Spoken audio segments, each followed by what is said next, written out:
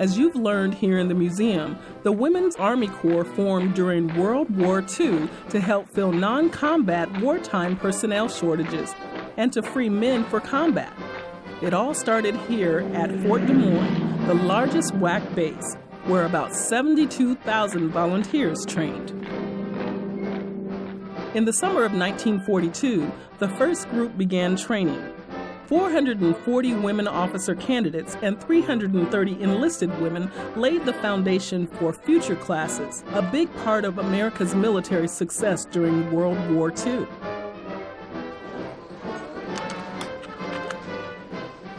To qualify as a WAC, she had to be a U.S. citizen between 21 and 45, have no young dependents, stand at least 5 feet tall, and weigh at least 100 pounds.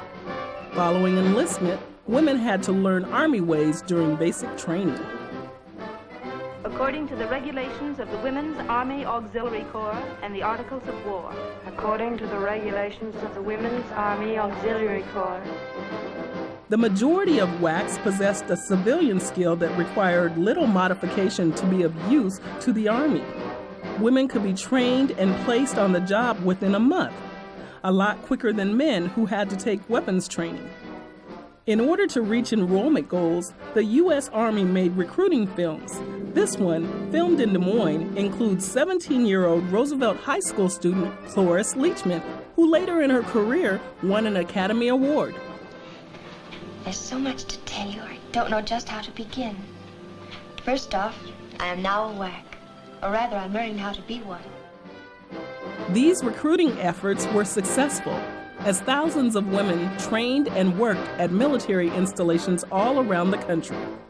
Some even saw duties overseas and performed their work efficiently. Pacific Theater Commander General Douglas MacArthur called the WACs "my best soldiers." General Dwight D. Eisenhower said, "Their contributions in efficiency, skill, spirit, and determination are immeasurable." Who were these women who chose to become soldiers during the war? How did their Army experience affect their lives? Let's explore the lives of a few. Let's start at the top. Ovida Cope Hobby. Born in Texas in 1905, this bright lawyer worked in her state legislature. She married former Texas Governor William P. Hobby and then worked at her husband's newspaper, the Houston Post. As the war began, she headed the War Department's Women's Interest Section before the Army's top general, George Marshall, picked her to command the WAC. Hobby declared that WACs will be neither Amazons rushing to battle nor fluttering butterflies. They would be a sober, hard-working organization composed of dignified and sensible women. Her skilled leadership helped the WAC overcome indifference and hostility to achieve acceptance of this new military organization. You have just been commissioned as officers in the Women's Army Corps. I congratulate you and welcome you as this solemn threshold to service is reached.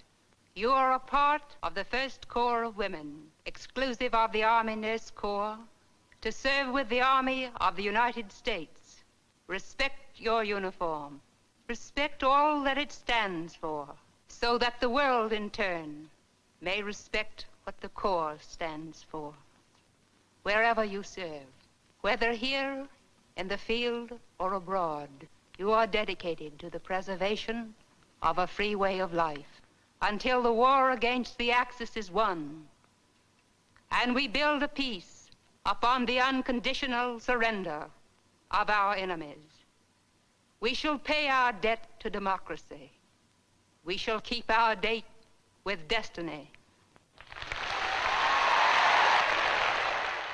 Though stationed in Washington, Hobby visited Fort Des Moines a number of times, inspecting the facility and escorting notaries such as Eleanor Roosevelt and Ilo Wallace, wife of America's Vice President Henry A. Wallace. After the war, President Eisenhower appointed Hobby to head the Federal Security Agency and then appointed her the first secretary of the new Department of Health, Education, and Welfare.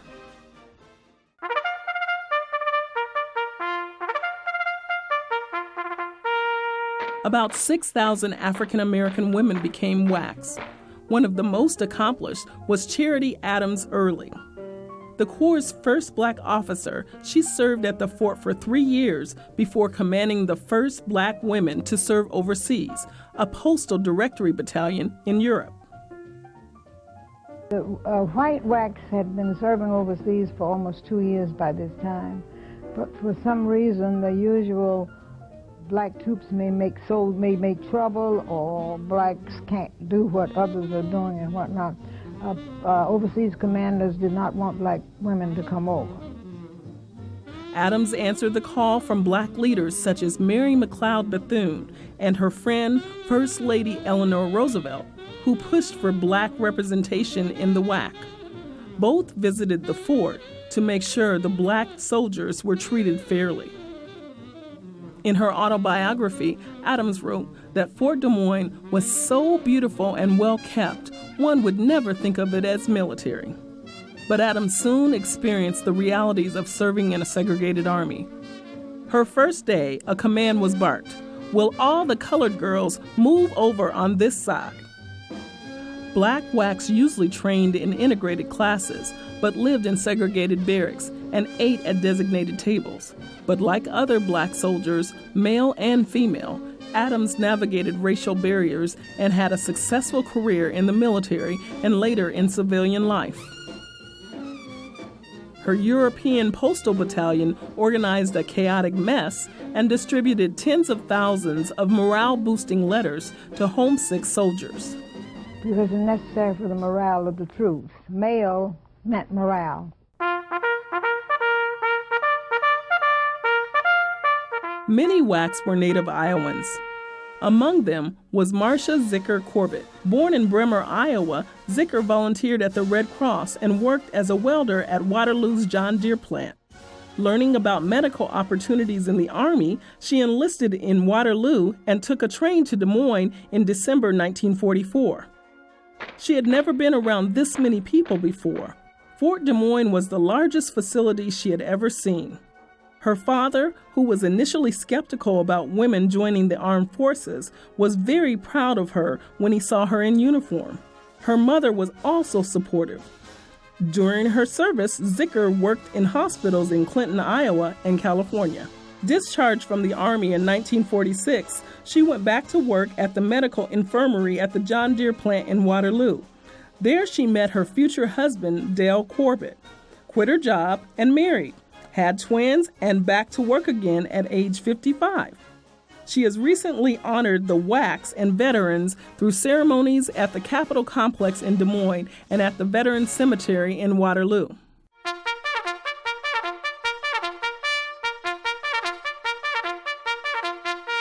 In August 1943, Mary Jane Wittich, a 21-year-old Chicagoan, applied to become a WAC. Born in Germany, she had migrated to America before the war with her artist father, Wolfgang Wittich. Educated in medical technology school in Chicago, she assumed this job in the Army. Working at the hospital at Fort Des Moines and then at the Fitzsimmons Army Hospital in Denver. During the war, she kept a diary. Here are some excerpts. She wrote, "We simply worked like dogs today. 62 x-rays, mostly chest. Oh, what a day. Brasher and I stayed after 11:30 this noon to help with an emergency, stretcher case. Then I stayed till 5:15 since I was on call today." She wrote, "In the afternoon we had to go to the barracks for our monthly physicals. Phooey. As usual, we were lined up on beds with nothing on but our dog tags and a robe thrown over, while a medical officer looked to see whether we had dandruff, rashes, or athlete's foot, and poked our tummies. A pick and poke physical, they called it." After the war, she returned to live in the Chicago area. Details of her post-war life are not known.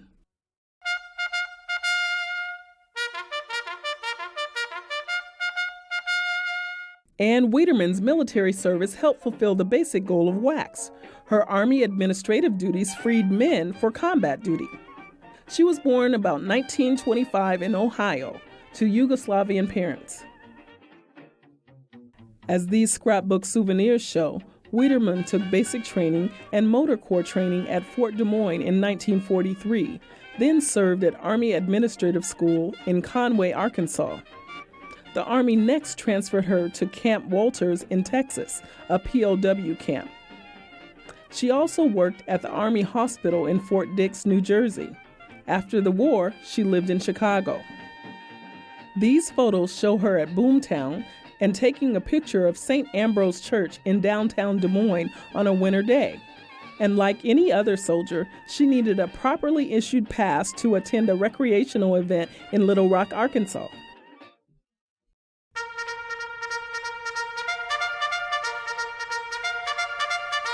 Mary Jerzyk, a daughter of Polish immigrants who mined coal in Pennsylvania, enlisted to become a pilot. Her story can only be told in fragments as the surviving record is incomplete. We can, however, reconstruct some of her experiences with these souvenirs of her service. She volunteered because her brother had entered the military. She was 5 feet 3 inches tall, 3 inches taller than the minimum requirement, and weighed 111 pounds. A high school graduate who had worked in domestic service. She enlisted as a WAC in November 1942, among the earliest batch of women recruits. Her WAC friends at Fort Des Moines nicknamed her Jersey because they had trouble pronouncing her name.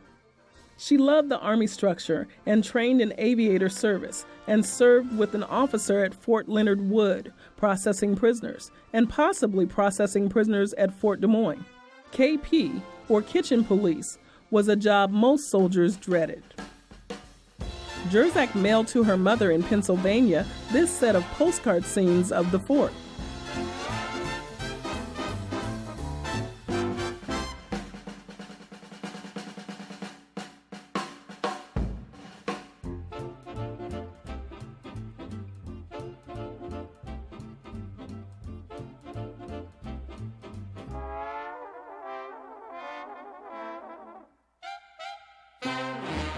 Mary Jerzyk resigned from the Army to take care of her ailing father in Pennsylvania. She married Michael Kostura, and together they operated Kostura Cleaners in Masontown, Pennsylvania for 52 years and raised a family of 5 children. She joined the local American Legion Post 423 in Masontown and rose to be the first woman to command a post in Pennsylvania in 1978 through 79. According to her daughter, Marcia Schmidt, "My mom was the kind of person who would never have thought to herself that joining the military was not appropriate for a woman. She did what she wanted to do, without thought to those kinds of barriers. It just never would have occurred to her that being a soldier was special for a woman." Mary died in 2003.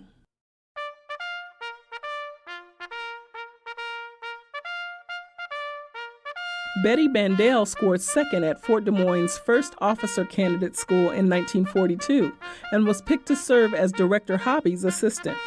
Bandel's strategic planning skills were quickly recognized, and she swiftly rose to become one of the most influential WAC officers during the war. Born in Washington, D.C., she moved with her family to Arizona as a child and grew up there.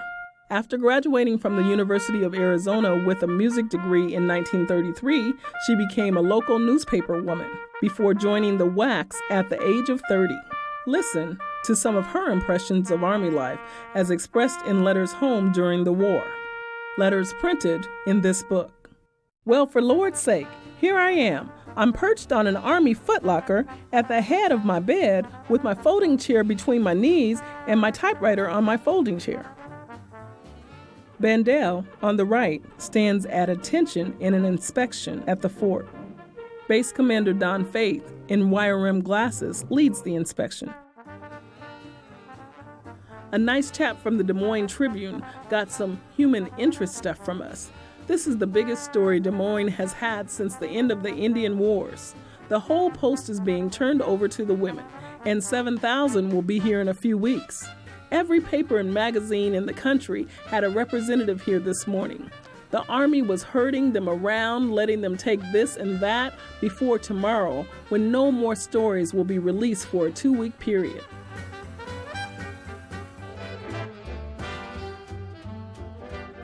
They piled us all out of the train, lined us up, shoved us in Army trucks, and drove us to the fort.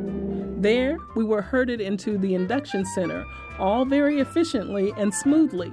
The thinking has all been done ahead of time.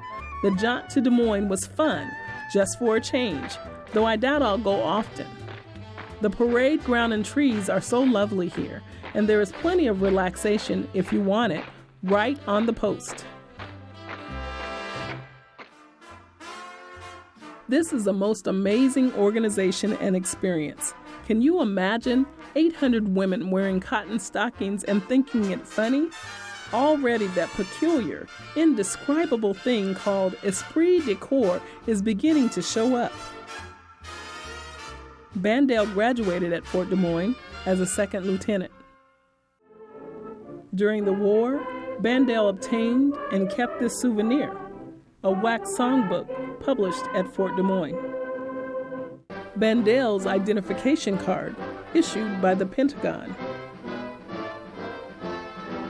Betty Bandel became one of the highest-ranking WACs. During Director Hobby's frequent trips, her talents elevated her to various jobs, including acting deputy director and eventually chief of the Air WACs. With this last job, she becomes the first WAC promoted to the rank of major and learns that the Army Air Force's commanding general, Hap Arnold, is, unlike many of his counterparts, very receptive to WACs.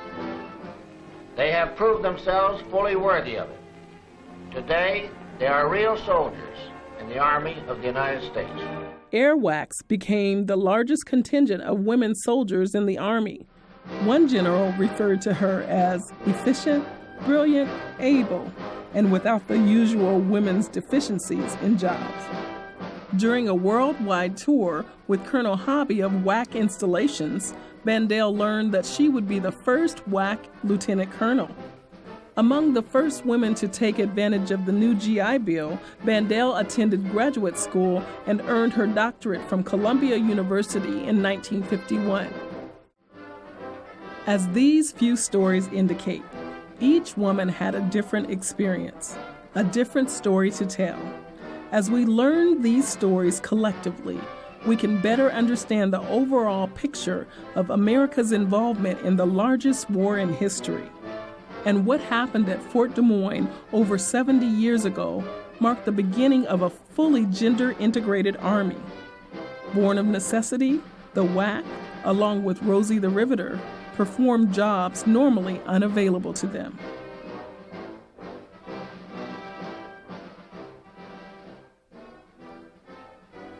If you have or know of a WAC story, we would like to hear it.